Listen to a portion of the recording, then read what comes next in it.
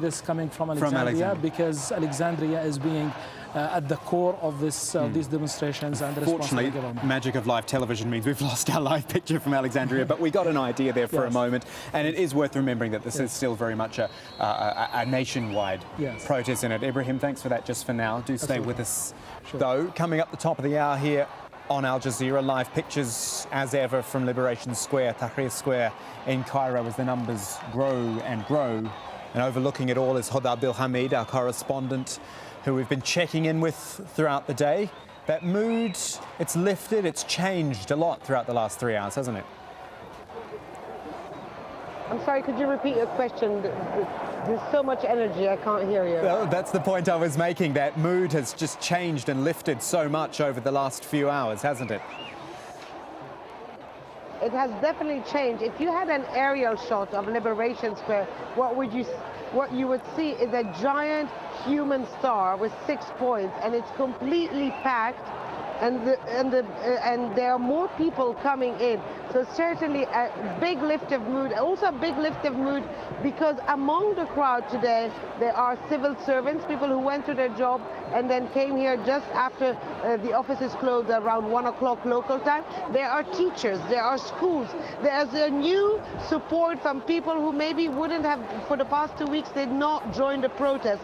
So certainly this is something that is really boosting the morale of the original organizers of all this. And then there's the anticipation that Wael Ghonaim, the Google executive that was released yesterday and who is credited to have sparked all this through Facebook, is going to come here, and many people actually are coming for themselves to hear what he has to say, because he appeared yesterday on one of the Egyptian private channels, and what he said has touched many people, and I think that was a turning point for the better for the protesters here on Liberation Square. That's Hoda Abdelhamid reporting live from high above Tahrir Square. The pictures you're looking at now of a very large crowd. They called for a big crowd again today. They certainly got it. And on they cheer.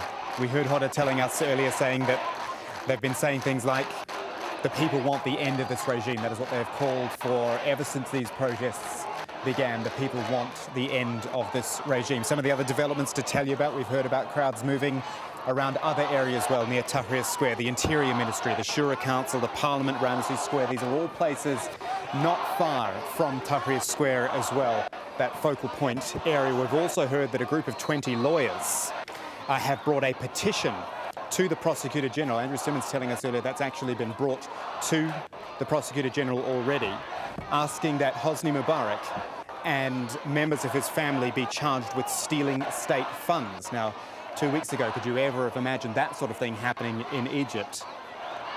Charges, if you like, being brought by 20 lawyers against the president of Egypt. Coming up the top of the hour, I'm Kamal Santamaria. Thanks for staying with us here on Al Jazeera. I'll leave you now with Foli Batibo. Thank you very much, Kamal. It is now 1300 hours GMT, 3 p.m. in Cairo. That's Tahrir Square, Liberation Square in Cairo, jam-packed again. Today on day 15 of anti-government demonstrations. That's the scene right now. The mood considerably picking up in the last 2 hours or so. Thousands gathered there once again with the same chants. Hosni Mubarak must go.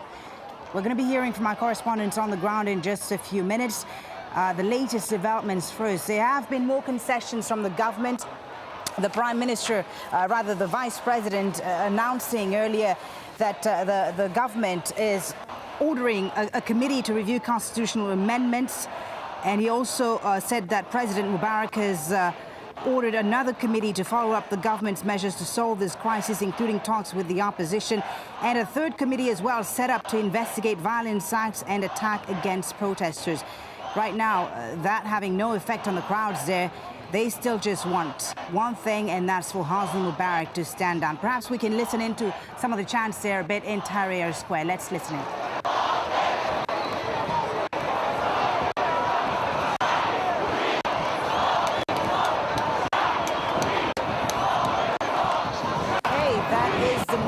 In Tahrir Square. Hopefully we can speak to our correspondent on the ground.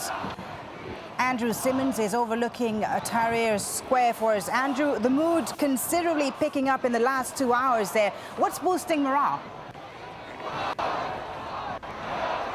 Well, the mood is extraordinary, isn't it?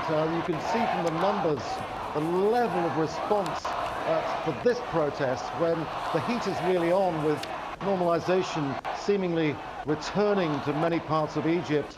There's definitely a message coming out here. And of course, this is no coincidence that suddenly Egypt State Broadcasting breaks normal programming for Omar Suleiman to actually address the nation and announce these latest concessions. What they amount to, really, 4 aspects. A presidential decree, which has come from Hosni Mubarak himself, bears his signature, which puts into effect immediately a committee to look at constitutional amendments, and that is taking place immediately. We did expect to be move on this, but not necessarily an immediate decree. That is new. And then secondly, this other investigation into events of last Wednesday, when there was absolutely appalling violence instigated by pro-Mubarak supporters on demonstrators, pro-democracy demonstrators, which then went right the way through the night. Many killed in that. The official figures put at 13, then 15 dead, but really they could well have run into the hundreds, according to some estimates. Well, and then thirdly, we have an assurance that there'll be no purge on the demonstrators, and fourthly, an insistence that there will be a continued national dialogue throughout. Okay, Andrew, let's take a look at the latest developments. We'll get back to you in just a moment as we watch these pictures of Tahrir Square, where again thousands have gathered this Tuesday on day 15 of anti-government demonstrations. This is another million-man march. That's what the protesters are calling it, similar to what we saw last week, and the crowd certainly very big again today. And a statement made on Egyptian state TV, the country's vice president Omar Suleiman has said that a plan was in place for the peaceful transfer of power. He also stressed that demonstrators will not be prosecuted. Let's listen to that. Today, the president signed a presidential decree for the formation of the Constitutional Committee to carry out necessary amendments to the Constitution and the parallel legislative amendments. He also instructed the Prime Minister to form the steering committee to follow up with the precise implementation of the agreements reached by the parties to the national dialogue, and a third fact-finding committee on the incidents and clashes of Wednesday last, and to refer the outcomes to the chief prosecutor to take necessary actions. That's the Egyptian vice president making more concessions there to the protesters who are in Tahrir Square once again today in their thousands. Andrew, the determination as we watch these pictures clearly still there.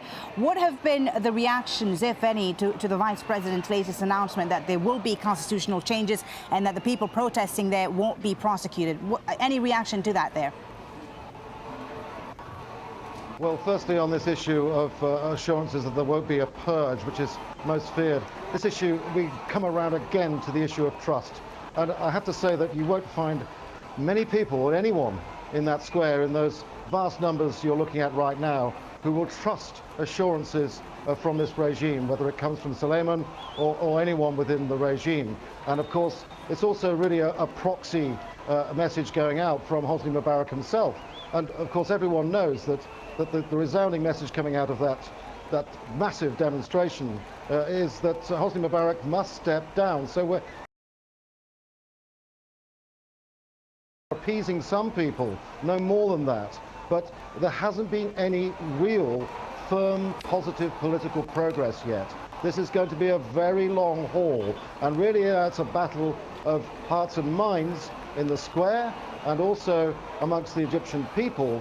And while they go about some level of normality, there is still this strong feeling that while Mubarak is in charge, while he's still head of state, then no one can trust what's being said by Suleiman. It stands to reason.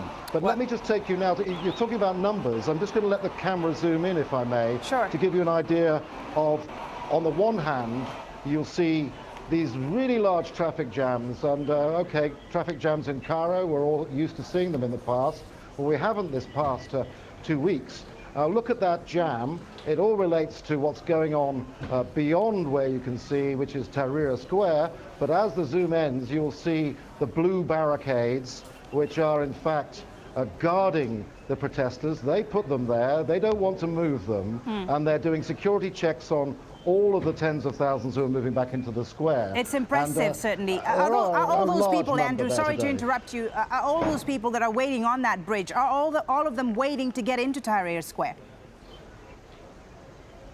The majority, yes. The majority, yes. And